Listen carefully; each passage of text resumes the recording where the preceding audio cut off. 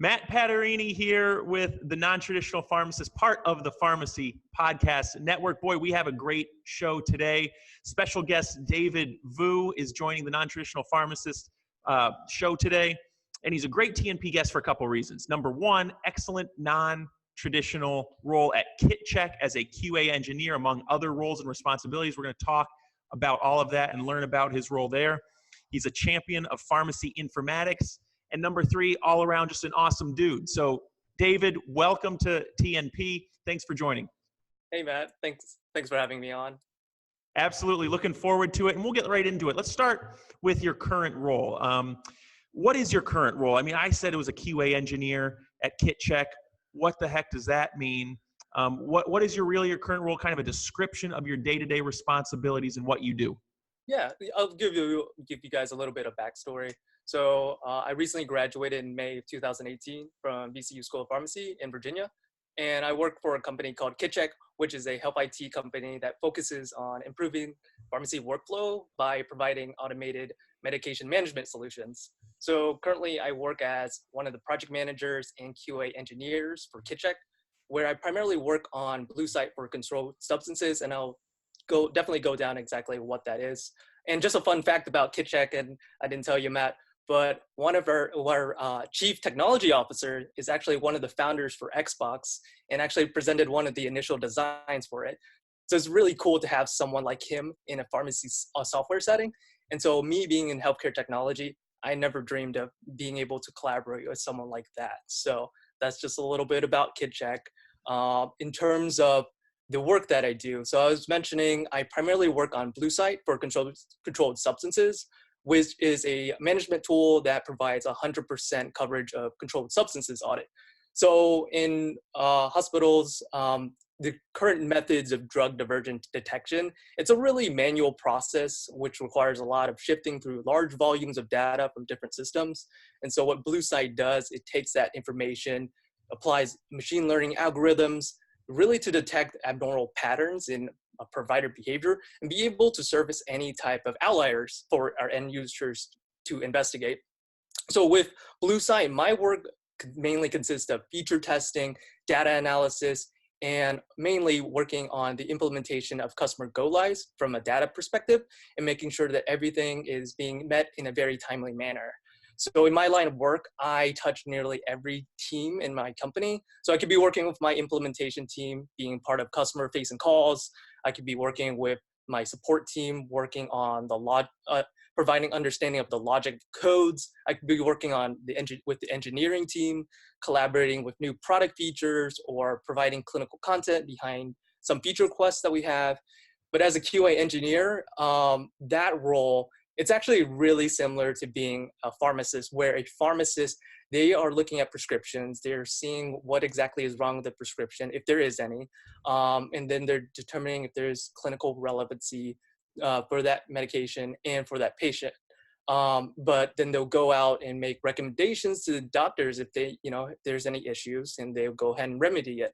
So same thing applies in my QA engineer position, where we're identifying problems in the source code for bugs and stuff like that, and then making recommendations to developers, they are to be able to augment and change the code in order to fix that.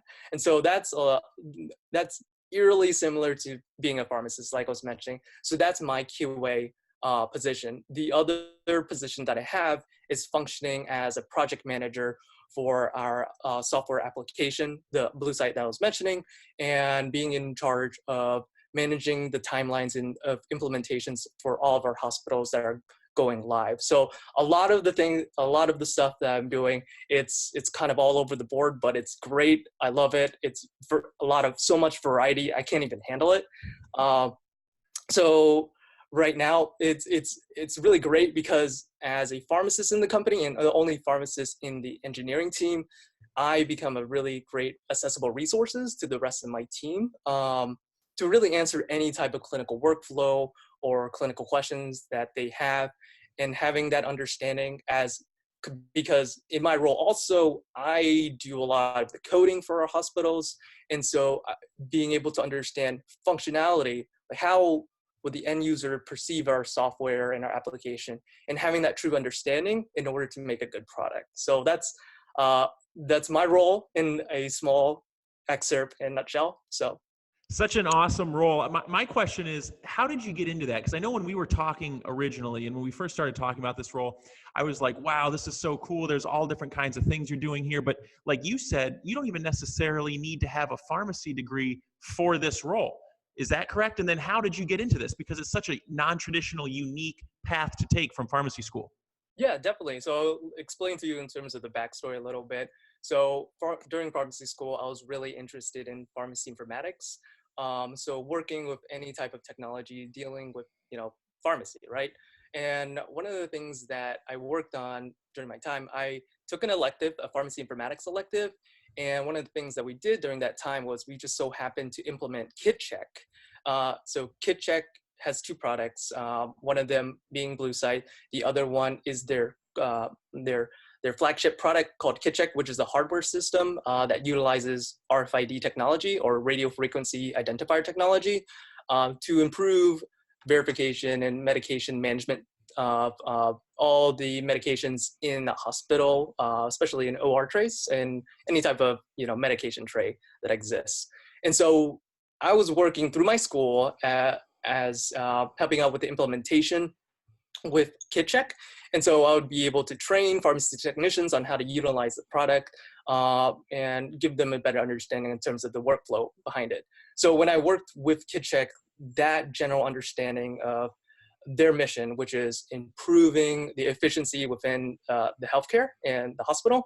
And so that's a lot of what I really resonate with is just, I am a big advocate for overall efficiency in anything. So that really connected with me really well. And so as I was going out, a couple years passed later, and I ended up graduating, passing my boards, and I was looking out for positions. And one of those positions happened to be a data analyst position for KitCheck. In that position, it was a contract position, and it was a position that required a bachelor's and some background in healthcare, but having a strong understanding of data analysis. So to analyze that position, it didn't require a pharmacist to be a data analyst. But when I interviewed with them, and I was competing against, at that time, other statisticians for that job, and I ultimately was able to get that job because of my understanding in pharmacy, being able to understand the workflow patterns of pharmacy in general. And so, getting that position, it was very beneficial for the company just because there's 60 people in the company. I was the first pharmacist and first and only pharmacist to join the engineering team. So being a relatively accessible resources to the rest of the staff to answer any questions. And so I was able to provide a lot of value to my company that way.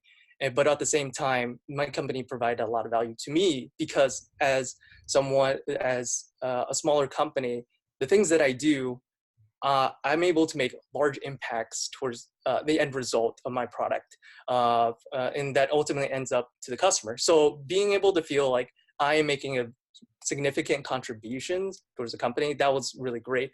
And so, having that attitude and having a hustler mentality of just working hard, like any other pharmacist, they work extremely hard and, pushing further and further. And so I was able to provide a lot of value as a data analyst, and they eventually took me on in a full-time position as a QA engineer in a couple of months.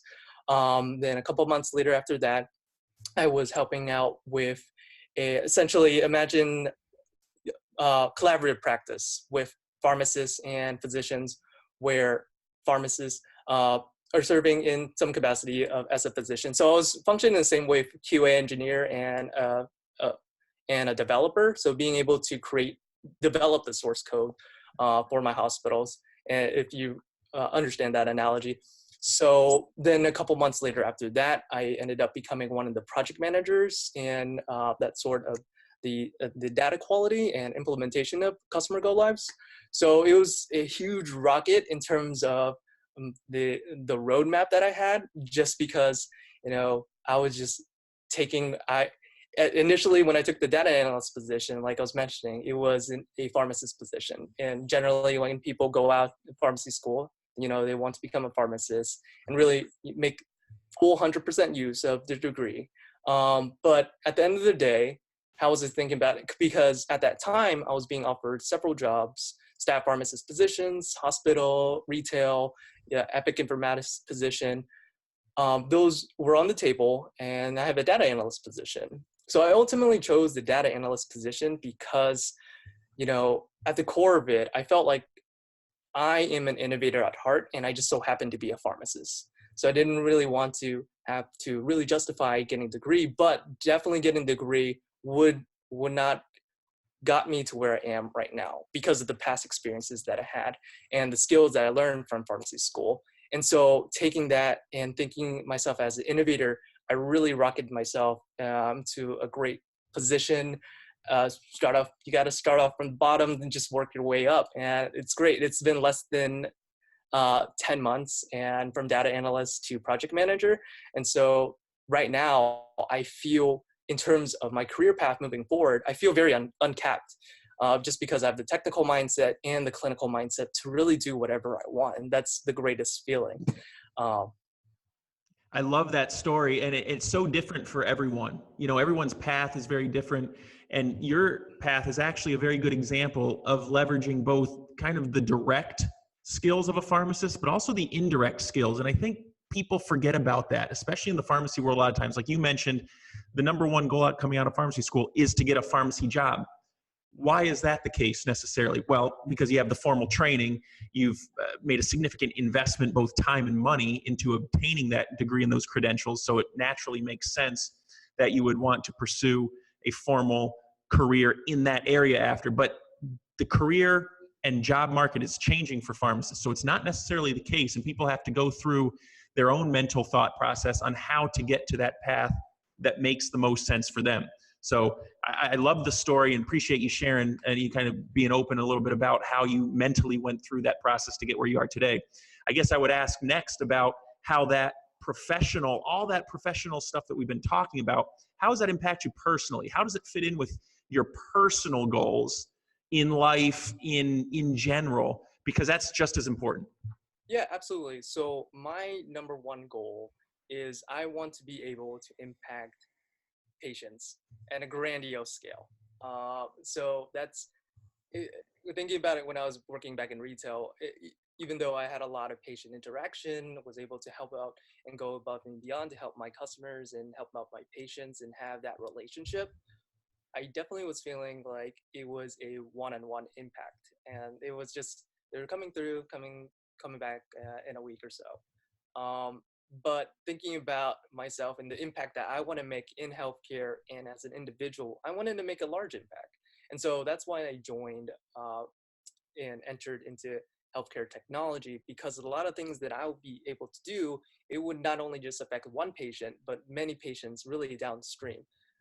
So I'll be really satisfied knowing that the work that I do would have long-lasting contributions to overall patient health in so many states and the like. So being able to make that huge impact from, maybe even making code, doing a little bit of coding to be able to provide some value to a clinician or a pharmacist to free up their time, release some of their pain points so they could do what's important, which is helping out and focusing on their patients.